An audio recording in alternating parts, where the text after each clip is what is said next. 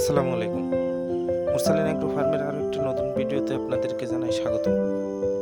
আজকের ভিডিওর মূল উদ্দেশ্য হলো কম খরচে 100 ব্রয়লার মুরগি পালন ও ঘর বানানো।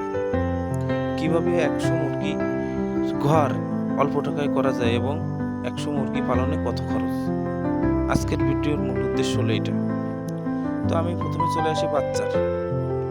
100 বাচ্চার দাম যদি 40 টাকা করে হয় তাহলে দাম আসে 4000 টাকা।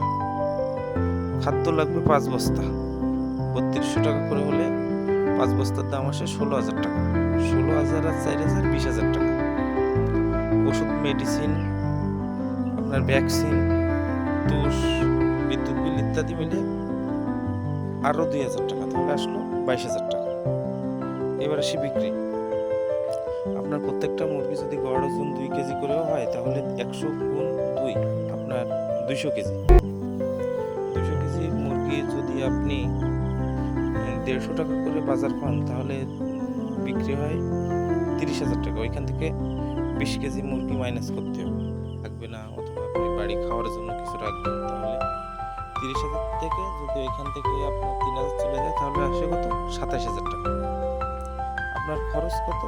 খরচ হলো 22,000 টাকা, বিক্রি হলো 27,000 টাকা, লাভ আসলো কত?